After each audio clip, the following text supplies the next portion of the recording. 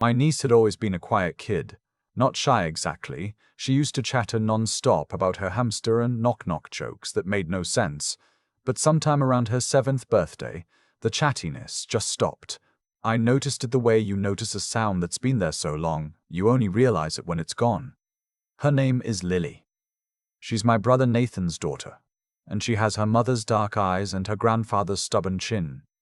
She used to run to me every time I showed up at the door. Last man standing, her mother Renee used to call me, because I was always the last one she'd say goodbye to when it was time to go home. I'm a high school guidance counselor in Boise, Idaho. I've spent 15 years watching kids navigate things they shouldn't have to navigate. I know what a child in distress looks like. I know the signs the way a mechanic knows the sound of an engine before it fails. And still, when it's your own family, you want to believe you're misreading it. You want to believe it's a phase, a mood, growing pains, anything else. It was Easter Sunday when I first felt the wrongness settle into my chest and stay there. We were all at my parents' house, the old colonial on Maple Ridge Drive that my dad has been meaning to repaint for 12 years. My mother had done the whole thing: glazed ham, deviled eggs, the green bean casserole. Nobody admits to loving, but everyone eats 3 servings of. The kind of afternoon that's supposed to feel easy. Lily sat at the far end of the table next to her dad. She wasn't eating. She was cutting her ham into smaller and smaller pieces without putting any of it in her mouth. And every few minutes, she'd glance toward the back hallway, toward the door to the garage, with an expression I can only describe as bracing, like she was waiting for something to hit her. I watched her for a while without saying anything. Nathan was talking loudly about some investment opportunity, the kind of thing he'd been doing more of lately. Renee was laughing at something my mother said. Everything looked fine. The table looked fine. But Lily's eyes kept going to that hallway. After dinner, I found her sitting alone on the back porch steps, pulling the petals off a dandelion. I sat down next to her, leaving space between us. "Hey, sweet pea, you okay?" She shrugged one shoulder without looking up. "You didn't eat much. Not hungry. Your grandma made that mac and cheese you like." She peeled another petal. "I know." I sat with her for a minute, not pushing. That's something I learned early in my work. Silence is a door, and if you try to kick it open, it locks. But if you just stand beside it long enough, sometimes it opens on its own. "Uncle Ray," she said finally, very quietly, "does the garage at our house have to be locked at night?" I felt something shift behind my ribs.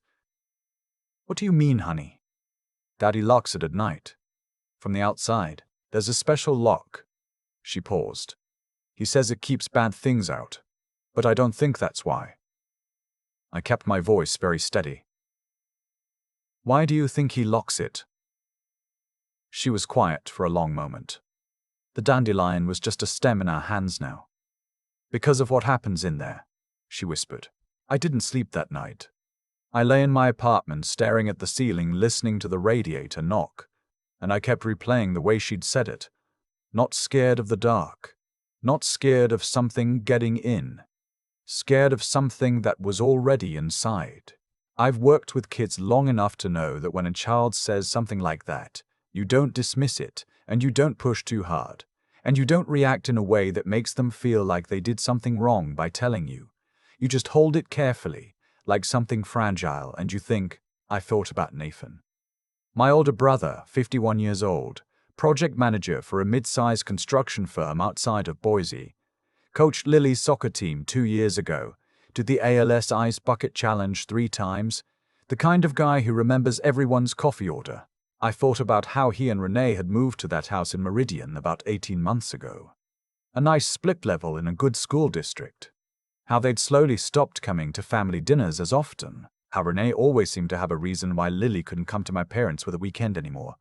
How Lily used to run to me at the door and now she barely looked up when I arrived. I called in a personal day on Monday. I told myself I just needed to think. By Tuesday I had my decision. I knew Nathan's schedule. He was on a job site in Nampa most weekdays, didn't usually get home until 6 or 6:30. Renee taught Pilates at a studio on State Street, Tuesday and Thursday mornings. She had back-to-back classes from 8 until noon. Lily was in 2nd grade at Ridgecrest Elementary, a 10-minute drive from their house. At 9:15 on Tuesday, I parked a block away and walked to the house. The spare key was under the third flagstone to the left of the front door. I knew because I'd watched Nathan use it twice. Once when Renee locked herself out, once when they needed me to check on their dog years ago, before the dog died. Nathan had always been casual about security, the kind of person who thinks safety is for people with something to worry about. The house was quiet. That particular kind of quiet that belongs to empty spaces in the middle of the workday. I went through the kitchen and into the attached garage. At first I didn't understand what I was looking at. The garage didn't have a car in it. Nathan and Renee both parked in the driveway, I realized, because the garage held something else entirely. One half of the space looked normal enough, lawn equipment, storage shelves, toolboxes. But the other half had been partitioned off with a floor-to-ceiling plywood wall, painted the same beige as the rest of the garage.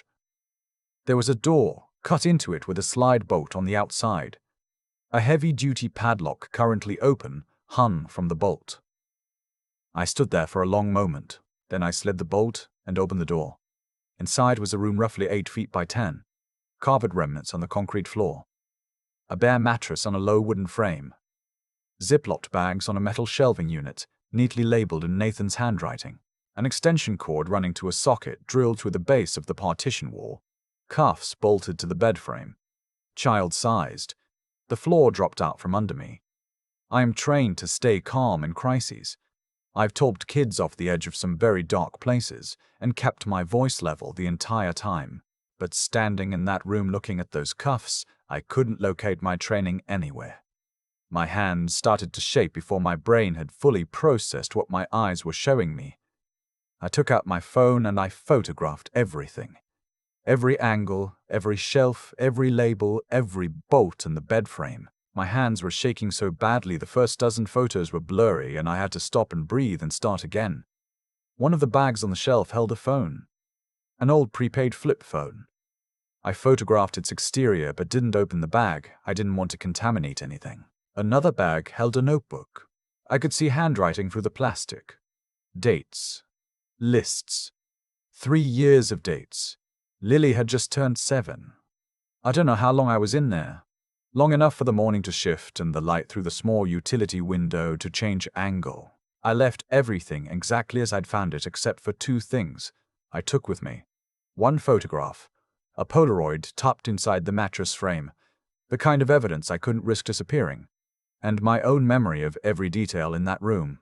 I relocked the padlock and walked back through the kitchen, replaced the flagstone, and drove 6 blocks before I had to pull over, because I couldn't see the road through what was happening to my eyes. I sat in my car in a strip mall parking lot for 11 minutes. I know it was 11 because I watched the clock. Then I drove to the Ada County Sheriff's Office on Emerald Street, and I walked inside. The deputy at the desk was young, maybe mid-20s, and he looked bored until I said the words I needed to say. After that, he moved quickly. Within 20 minutes, I was sitting across from a detective named Carol Weston in a small room with a gray laminate table and a water stain on the ceiling tile that looked like a bird. Detective Weston was in her early 50s, with reading glasses on a beaded chain and the demeanor of someone who had heard terrible things before and had decided to let that make her careful rather than hard. I walked her through everything.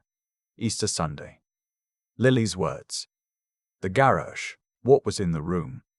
When I placed the Polaroid on the table between us, she put her glasses on and looked at it for a long time without speaking. "Tell me again about the cuffs," she said. I told her again. She was quiet for a moment, clicking her pen open and closed twice. "Mr. Meter Rupin. Callahan, Ray.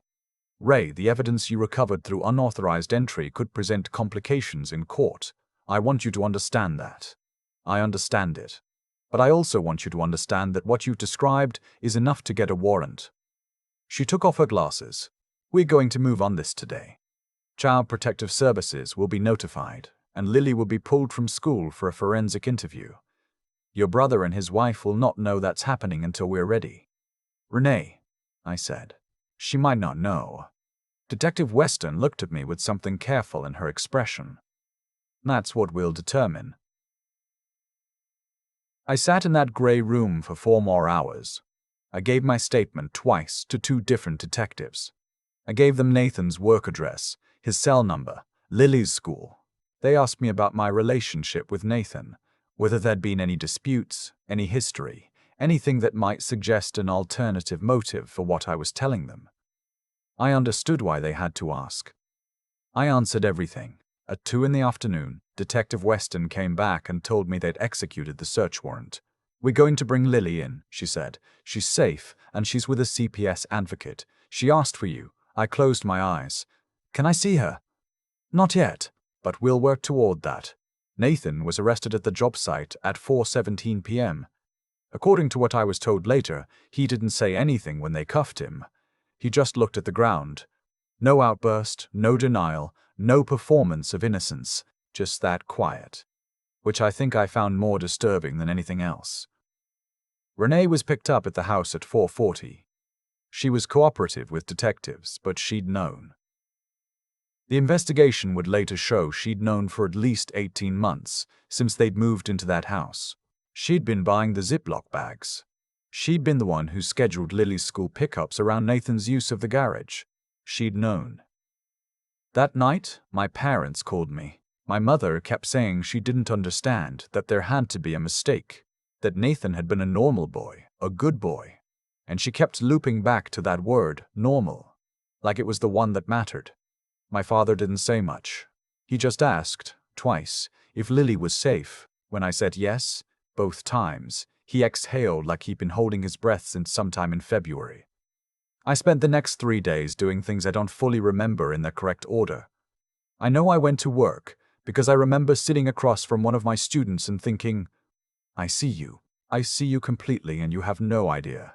I know I ate things and slept in increments. I know I answered a lot of calls from detectives, and one very long call from a victim's advocate named Claudia, who explained how the forensic interview process worked, what Lily had disclosed, and what would happen next. What Lily had disclosed was thorough and detailed, and I will not repeat it here. What I can say is that it was consistent with what I'd found in that room, and that when Claudia told me how long it had been going on, I had to ask her to repeat herself, because I couldn't make the number fit into any sentence that made sense. 2.5 years. Lily had been 4 years old. 6 weeks after Easter Sunday, I was permitted to attend a supervised visit at the Child Advocacy Center downtown. A low-lit room with soft chairs and a box of crayons on the coffee table and a two-way mirror along one wall. Lily's therapist, a man named Dr. Two-way mirror along one wall.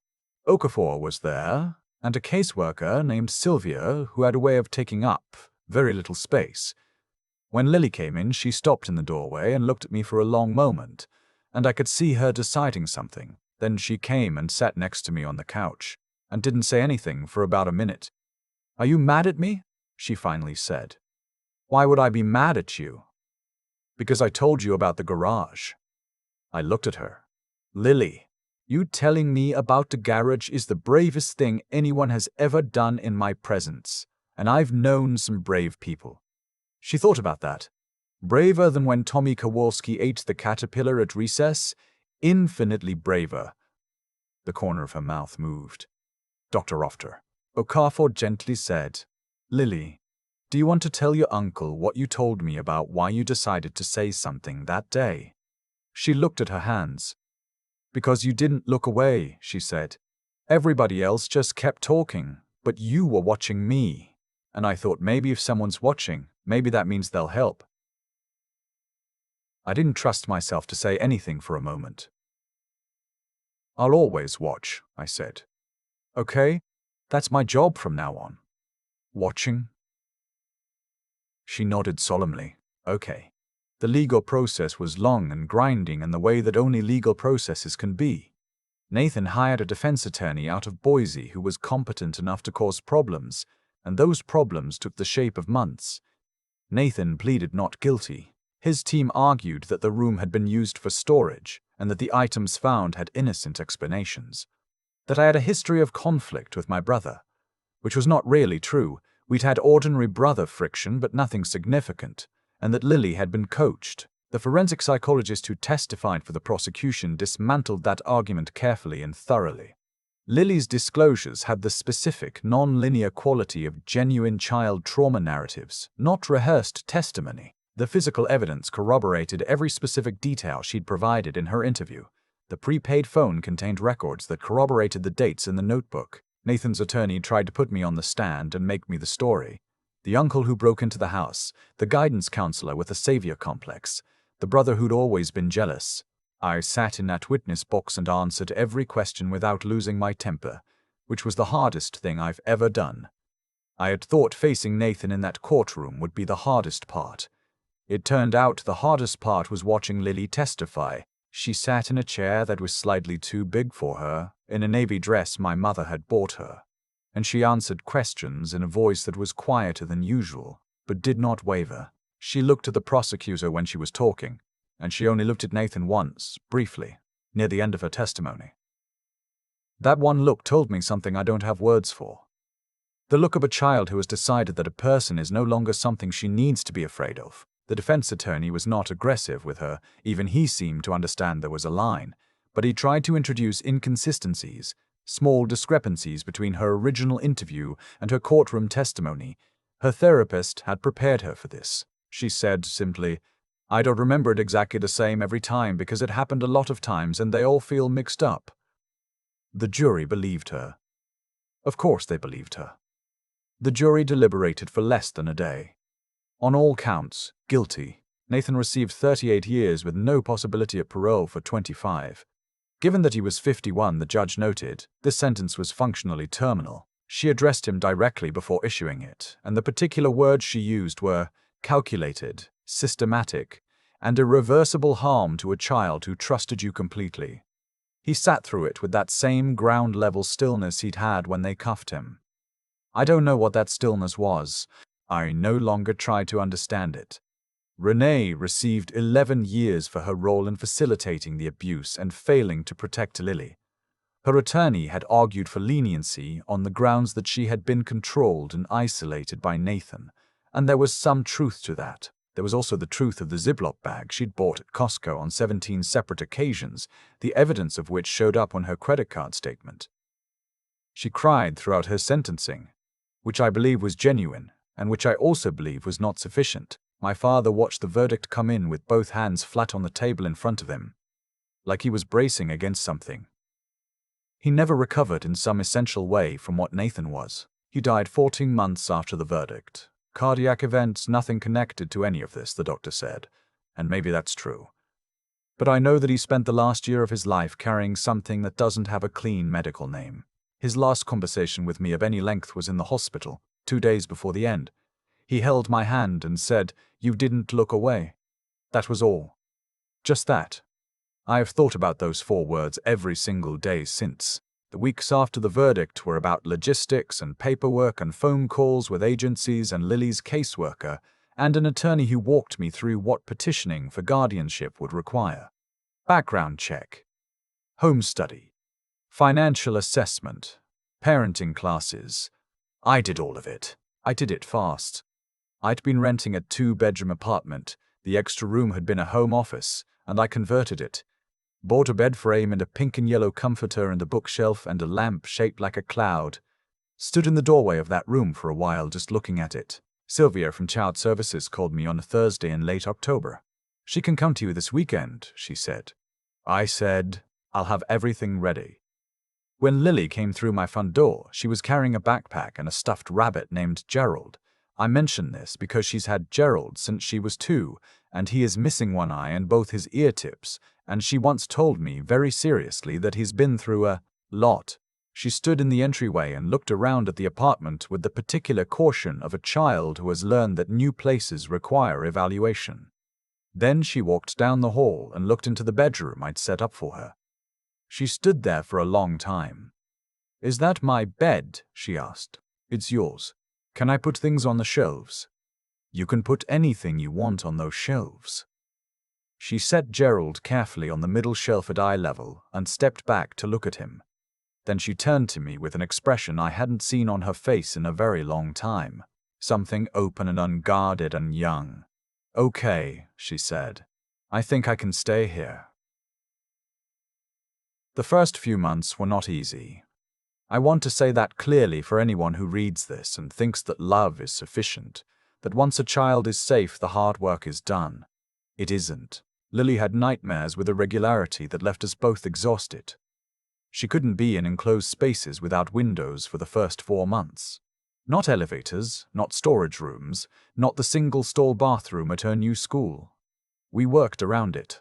I learned things about trauma-informed parenting I had never encountered even in my professional life. And I thought I knew a fair amount. I was wrong about how much I knew. Dr. Okafor continued to see her twice a week. He told me something in our first parent consultation that I have returned to many times since. He said, "The goal isn't to make her forget. It's to make her feel safe enough that the memories don't run the whole show." I thought about that for weeks. Don't run the whole show. That became my private metric. Not whether Lily was healed. That's the wrong word. That's never the right word.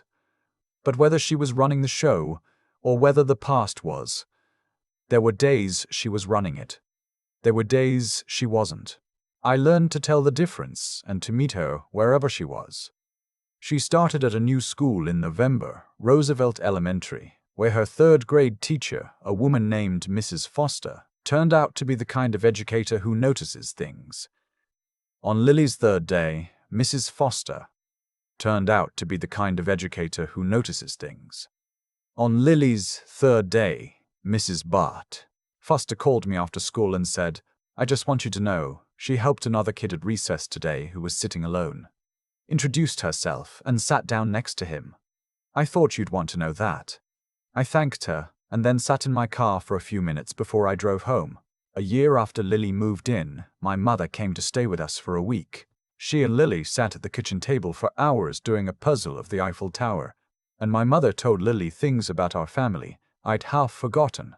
About our grandmother who'd come over from Cork with $17 and a recipe for brown bread. About the summer my father drove everyone to Yellowstone and the car broke down in Wyoming, and they spent 2 days in a motel, watching cable TV and eating gas station sandwiches, and my dad said it was the best vacation he'd ever had. Lily listened to all of it with great seriousness, the way she listens to things she's decided to keep. That night, after my mother had gone to bed, Lily came and sat with me on the couch and said, "Uncle Ray, are we a family?" I looked at her. Yes. Like a real one. The realest kind. She thought about that. "Okay," she said. She leaned against my shoulder and fell asleep before the end of whatever we were watching on TV. I didn't move for 2 hours. Matham's appeals have all been denied. I don't follow his case closely. Renee was released after serving 6 years of a sentence. She'd cooperated with investigators and received a reduction. She moved to another state. She's never reached out to Lily, which is the one thing she did correctly. Lily is 10 now. She plays soccer again. She quit for a while and then came back to it on her own terms, which felt significant. She's decided she wants to be a veterinarian or a marine biologist, depending on the day, and she approaches both aspirations with equal intensity. Last spring, she brought home a book about coral reef ecosystems and read it cover to cover in a weekend, and then spent 45 minutes explaining dying coral to me with diagrams she'd drawn herself. She still sees Dr. Okafor, monthly now instead of weekly. She still has hard nights sometimes. She still doesn't like enclosed spaces without windows. Though the elevator at the Children's Museum was a victory we celebrated with ice cream last fall. I formally adopted her 14 months ago. We went to the courthouse on a Tuesday morning. Lily had requested Tuesday because she said Tuesdays felt like a good luck day, and I figured she'd earned the right to pick, and stood before a judge in a wood-paneled room, and the judge asked Lily if this was what she wanted, and she said yes, Your Honor, very clearly, without hesitating. On the drive home she was quiet for a while, looking out the window at the March sky going grey at the edges. Then she said, "Dad? First time?" I said, "Yeah. I'm glad I told you about the garage." I kept my eyes on the road. Me too, sweet pea. Even though it was scary, especially because it was scary. She nodded, like that confirmed something she'd been working out. She turned back to the window. "Gerald's going to need a new eye," she said. "He only has one left. We'll get him an eye." "Can he get 2, in case?" Absolutely. He can have a whole bag of backup eyes. She giggled. Small and real and completely unguarded. I've gone back to that sound in my head many times since. There are things I wish had gone differently. I wish I'd seen the signs earlier. Doctor, seen the signs earlier. Doctor, Okafor has told me repeatedly that I acted quickly by any reasonable standard, and that the barriers to believing this about one's own family are nearly universal. I believe him. I still do the inventory sometimes. The nights I can't sleep, going back through Christmases and birthday parties and ordinary Sunday afternoons trying to find the moment I should have known. I don't usually find it. I find instead a series of things that look like nothing until they didn't. What I know is this. A quiet kid pushing peas around a plate is not a reason to call anyone, but a quiet kid looking at a locked door with that particular expression. That expression that says, I know what's on the other side, is a reason to sit down beside her and leave space for whatever she might say. The difference between those two things is paying attention. Really paying attention. Not just looking, but actually seeing. I was a guidance counselor for 15 years before Easter Sunday, and I thought I understood children in distress. What I understand now is different. It's more specific and more personal, and it cost more than I expected. But I'd pay it again without question. I'd pay it any day of the week, but especially on a Tuesday. There are children right now who are looking at locked doors and hoping someone is watching. If you're watching, don't look away. That's all it takes, sometimes. Just don't look away. Sit down next to them. Leave space. Wait. They'll tell you when they're ready. And when they do, you believe them. The first time, without hesitation, without needing them to prove it, without making them carry the weight of your discomfort about what they're telling you. You just believe them. Lily wrote a card for Dr. Okafor on his last session before she went to monthly visits. She spent about an hour on it, which for a 10-year-old is an eternity of focus. She let me read it before she sealed it. The last line said, "Thank you for helping me figure out that the scary parts are not the whole story." I've thought about that a lot. The scary parts are not the whole story. She figured that out at 10 years old. I'm still figuring it out at 44. But I'm getting there. We both are. I've been a guidance counselor for a long time.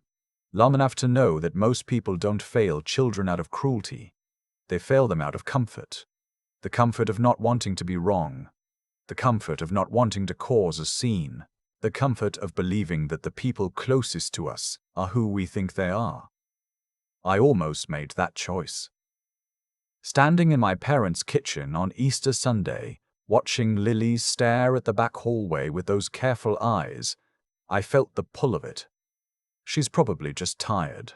Nathan's always been good with her. I'm probably reading into things. That pull is real and it is strong, and I think it's important to name it plainly, because it's the thing that lets harm continue. What stopped me wasn't courage, not really. It was just that I'd spent 15 years learning to watch kids closely enough that I couldn't unsee what I was seeing. Attention isn't a virtue, it's a practice. And the only reason I had it that afternoon was because I'd been doing it every day at work for a decade and a half. That's the part that sits with me. Not that I was brave. That I was paying attention when it mattered. Nathan made choices over years. Calculated, consistent choices. The kind that require planning and deliberateness and a complete willingness to cause harm to a person who trusted him with everything. There is a straight line between what he chose to do and where he is now. And I don't think that line requires any extraordinary explanation. Actions have consequences that accumulate. The only question is whether they accumulate fast enough for the right people to intervene. Renee made a different kind of choice. The choice to know and stay quiet. I've thought about her more than I expected to, because I think her choice is the one that most people are actually at risk of making. Not the active harm. The silence. The looking away. The deciding that maintaining your life as it is matters more than what you know to be happening inside it. That choice also has a consequence, and hers came with 11 years and a life she has to rebuild from the wreckage of what she allowed. What I want people to understand, what I had to learn myself, is that moral clarity isn't something you arrive at once and carry forever. It's something you have to keep practicing, keep exercising, the way you exercise any other kind of strength. Every time you notice something wrong and choose to look closer instead of away, you're building something. Every time you ask the hard question, every time you sit down beside a quiet child and leave space, every time you choose discomfort over ease, that's the work. It doesn't feel heroic in the moment. It just feels like the right thing to do, even when it costs something. Lily told me once that the reason she whispered to me that afternoon was because I was the only one watching, not watching in a suspicious way. Just present, paying attention. She said everybody else was talking and I was just sitting there seeing her. That stayed with me longer than anything. The idea that the most important thing I did that day wasn't go to the police, wasn't photograph the evidence, wasn't testify in court. It was just sitting on the back porch steps and leaving space. The rest followed from that. She's 10 now. She's running the show most days, and the days she isn't, she knows how to ask for help. That didn't come from what I did. It came from what she did, from choosing at 7 years old to trust one person enough to say something out loud. That took more courage than anything I've ever done. She called me Dad for the first time on the drive home from the courthouse. I kept my eyes on the road and said, "Yeah," and she turned back to the window like it was settled, because for her it was. I think about that a lot. The quiet way things can become true when enough people choose to pay attention.